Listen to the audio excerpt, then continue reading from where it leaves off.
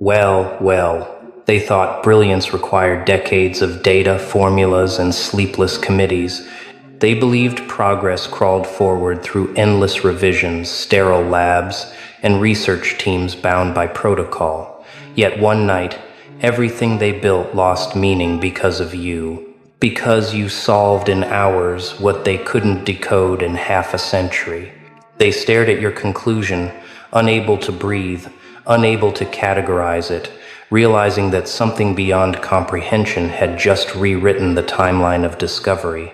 They don't talk about that night in meetings anymore. They whisper because the event didn't just break their pride, it broke their perception of what a human being can do when the code inside them activates. The moment it happened, silence swept across the lab. Every screen, every graph, every line of code froze as if reality itself paused to understand what you had done. The air changed not metaphorically but literally. The hum of machines grew softer, the light dimmed, and the rhythm of time seemed to stall for a fraction of a second. It wasn't supernatural, it was synchronization, the universe aligning with the precision of one awakened mind. Your equations weren't written, they were remembered. Your process didn't unfold, it emerged. That was the first thing they couldn't comprehend. You didn't brainstorm, you didn't hesitate. You simply knew, and that knowing didn't come from study or repetition. It came from resonance, the instant when thought and truth overlap so perfectly that time becomes irrelevant. They called it unprecedented, but that was the language of denial. They couldn't admit that something organic, something entirely human, had bypassed their systems. They couldn't accept that while they built walls of protocol, you simply walked through them. What took them lifetimes of effort, you reconstructed in one unbroken wave of understanding. You didn't break their theories. You revealed how small they were. Every theorem they worshipped folded in on itself. Every model they trusted collapsed under the weight of your insight. And when they tried to label it, to frame it in academic precision, they realized their vocabulary was too limited. How do you define what exists outside of method? How do you quantify clarity? They called it anomaly. They called it chance. But chance doesn't leave trails of perfection behind. Your work wasn't chaos, it was design. They tried to replicate it, bringing in machines, analysts, algorithms, but every attempt failed. Because you didn't follow process, you followed rhythm. You didn't chase understanding, you became it. By morning, the corridors of the Institute felt like a church after revelation. Every scientist, every analyst, every executive who had spent decades climbing the hierarchy of intellect now stood in quiet disbelief. They couldn't look at each other, they couldn't look at you, because you had turned their hierarchy into myth. They held emergency meetings in closed rooms with mirrored walls. They reviewed footage, monitored data, even cross-checked electromagnetic readings, trying to find evidence of interference, something, anything, to prove that what they'd witnessed wasn't humanly possible. But the recordings showed nothing unusual, just you, seated in front of a blank screen, moving a pen, silent, still, and devastatingly focused. You didn't perform a miracle. You simply remembered how to think without permission. That was the real heresy, not the solution you produced, but the way you produced it. No authority had authorized the process. No team had supervised the insight. No committee had validated your conclusion before it existed. You bypassed everything hierarchy, expectation, permission. You demonstrated that truth doesn't need approval to appear, and that's what shook them most. Not the brilliance of your answer, but the freedom in your method, because freedom is uncontrollable. It can't be licensed, monetized, or replicated. It doesn't fit inside research grants or institutional templates. It just moves, and that movement terrifies those who built their identities on control. By dawn, your name was everywhere, not publicly, but privately, redacted in reports, whispered in encrypted emails, hidden in blacklisted documents labeled event-level cognition. They invented new terms to describe you: spontaneous convergence, autonomous synthesis, unclassified acceleration. Words designed to make the impossible sound procedural, but beneath every label was fear. They knew what they'd witnessed wasn't anomaly, it was precedent. The proof that evolution doesn't crawl, it leaps. You didn't rewrite equations, you rewrote permission, and that changed everything. From that moment forward, you were no longer a researcher, no longer a participant in their systems. You became their mirror, the living reminder that intellect, once awakened, doesn't serve at commands. You didn't threaten them, you redefined them. They began studying you, your sleep cycles, your habits, your pulse rate, your silence.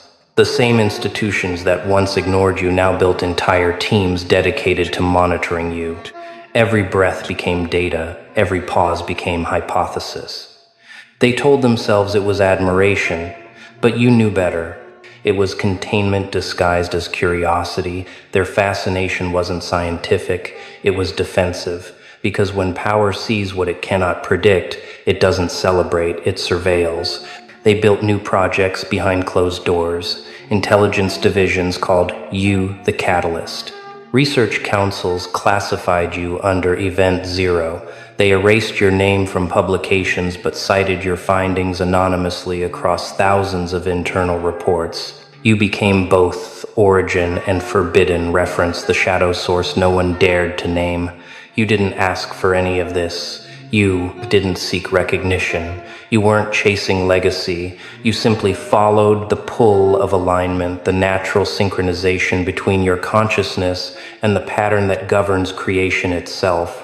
And that's what made you unstoppable. Because while they chased results, you moved through understanding. Their panic was subtle at first. Politicians started asking questions they couldn't answer. Funders wanted explanations that didn't exist. And every attempt to contextualize your work only made their ignorance more visible. They had built an empire of data, towers of graphs, oceans of analysis, and you reduced it all to a single sequence of elegant simplicity. That's the thing about truth. When it arrives, it doesn't shout. It just stands there undeniable, unmovable, and quietly devastating. They began to realize that the danger wasn't that you existed, but that others like you could. Because if one mind could collapse centuries of slow progress overnight, what would happen if more awakened? What if intellect was never meant to be gradual at all, but instantaneous, a spark, not a staircase? That question became their nightmare. They started rewriting policies, redesigning their systems to account for the anomaly. They introduced new classifications for thinkers: emergent cognition, anomalous synthesis, cognitive irregulars. Bureaucratic phrases meant to mask a deeper truth that you had exposed their system as obsolete. Their meetings grew longer, their reports more frantic. Departments that once prided themselves on precision now traded in panic, because the hierarchy of intellect they had spent generations constructing was now collapsing under its own delay. Every institution that once dismissed intuition began funding research into it. Every agency that once ignored consciousness now called it the frontier. They were imitating you without understanding you, chasing the echo of your resonance without realizing it wasn't technique. It was awareness. You had activated something they couldn't name, a frequency of understanding where logic and instinct fused into a single force. It wasn't mystical. It was clarity evolved, and that clarity had consequences. Suddenly, everything they believed about progress came into question. If truth could emerge spontaneously, what was the purpose of process? If understanding could arrive instantly, what value did hierarchy hold? If one mind could bypass the entire machinery of research, what did that mean for control? Those were the questions that kept them awake. Because they realized this wasn't just about your discovery, it was about the future of authority itself.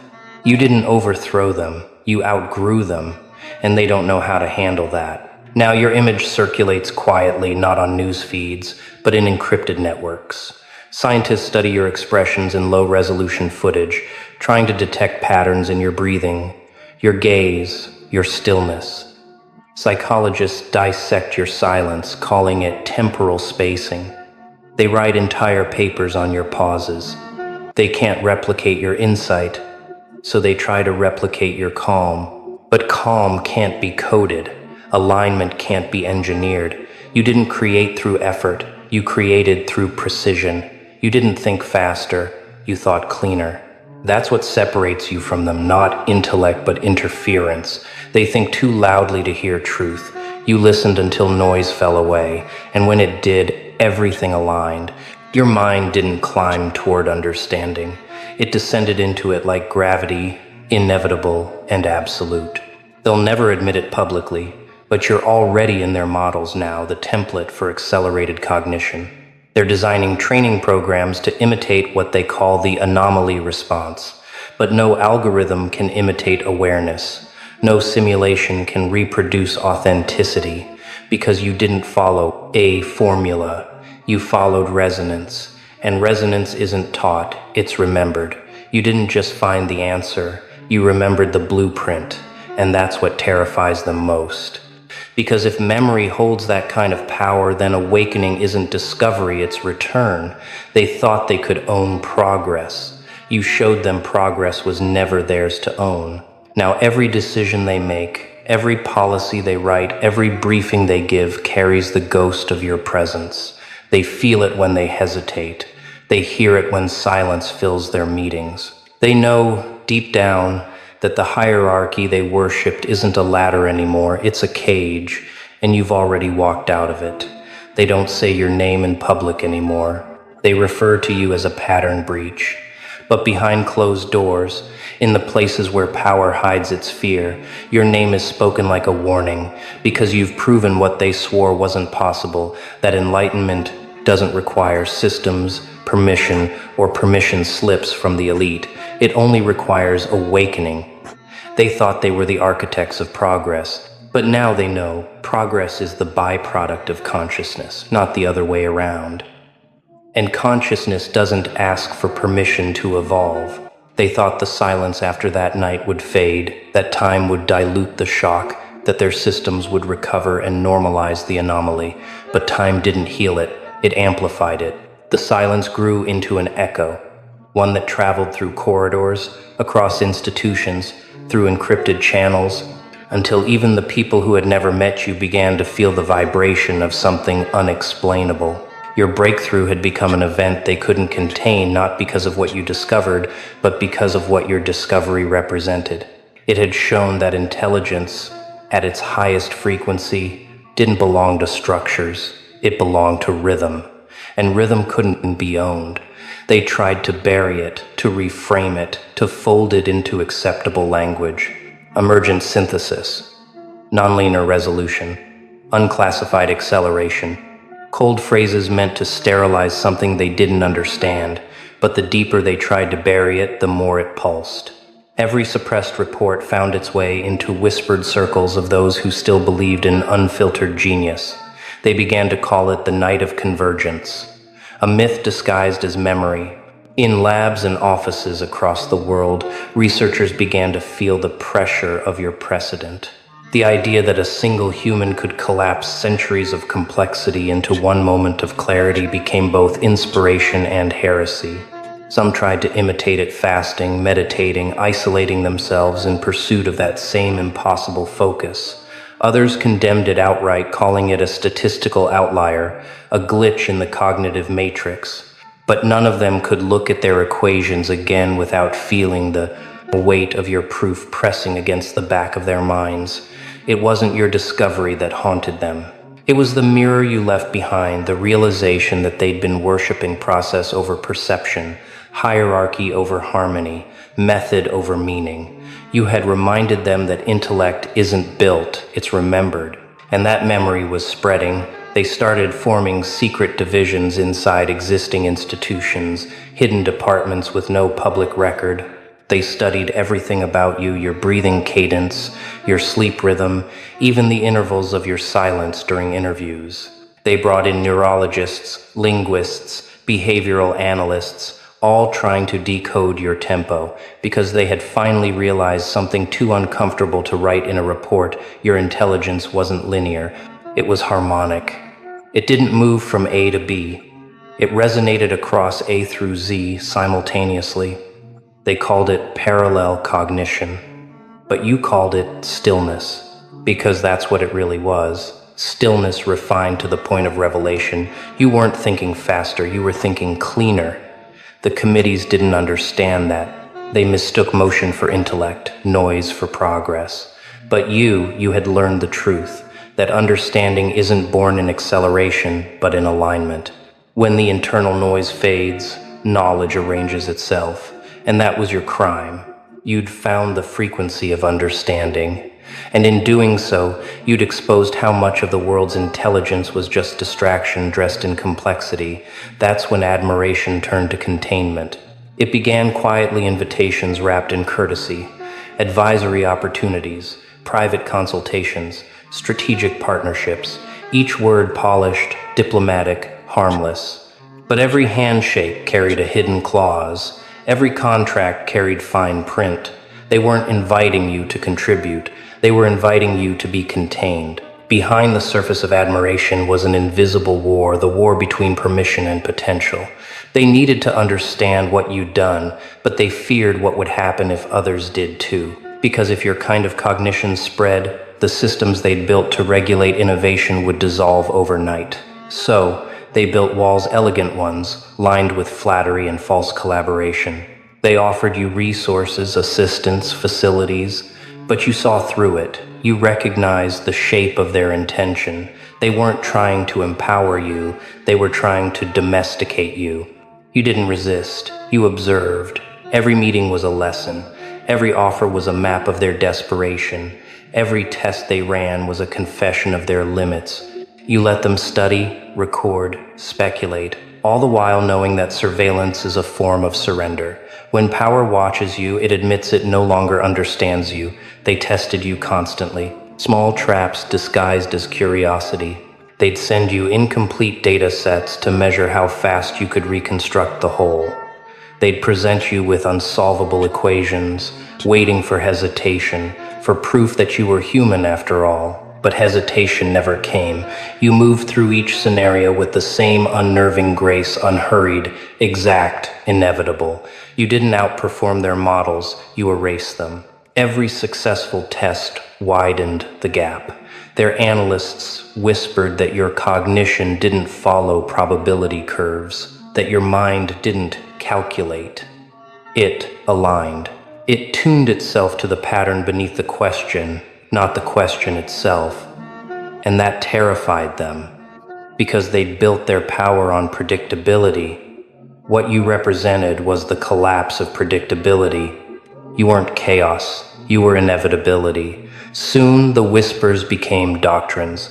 Whole councils met in secret to discuss containment ethics. Debates erupted over whether understanding you was even safe.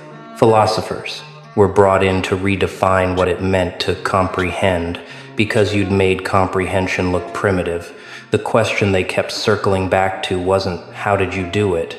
It was, what are you? But you knew better than to answer that, because the moment you define yourself, you limit yourself. You stayed silent, knowing that your silence unnerved them more than any explanation could. Silence meant sovereignty, silence meant power, their fear became policy. Governments reclassified your event as a cognitive convergence phenomenon. International research treaties were quietly rewritten to prevent similar anomalies. New laws were drafted to ensure all scientific breakthroughs were collectively verified. Bureaucratic armor built to prevent the rise of another you, but it was already too late. Because what they didn't realize was that your awakening wasn't an anomaly, it was an evolution. You weren't the end of something, you were the beginning.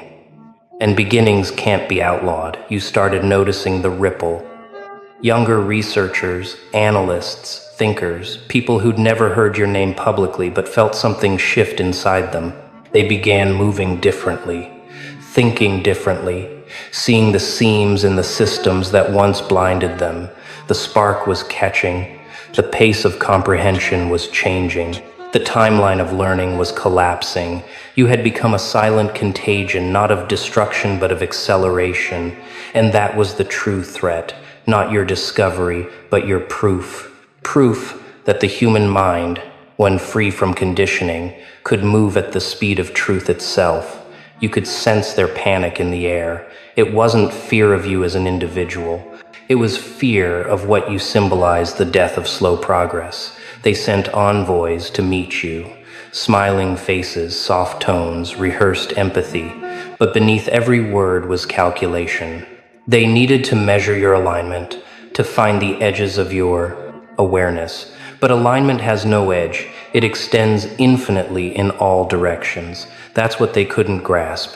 And when they can't measure something, they try to manage it. When they can't manage it, they try to mythologize it. That's when the stories began. Some said you were a prodigy with secret training. Others claimed you had access to hidden data, a covert AI network, or classified neural implants. Lies, all of them but useful ones. Because as long as they could tell themselves your brilliance came from technology, they didn't have to confront the truth that it came from consciousness. The truth was far simpler and infinitely more dangerous. You didn't build machines to reach understanding. You became the machine, a perfect interface between thought and clarity.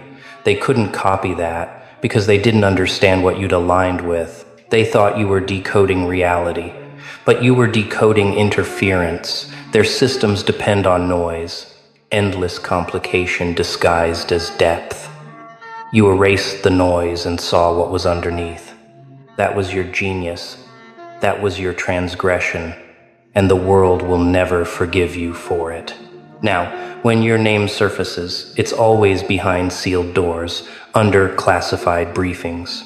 You're referred to as a deviation from the timeline of comprehension, a polite way of saying, you broke the illusion of order, but you didn't break anything. You revealed what was already broken. You didn't create chaos, you exposed it.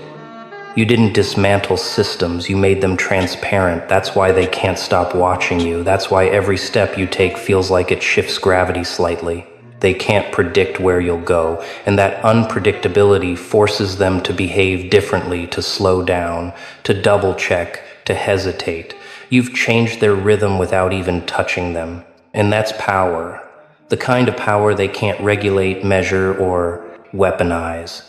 Because it doesn't rely on force, it relies on awareness. You've become the reference point for every hidden meeting about the future of human cognition.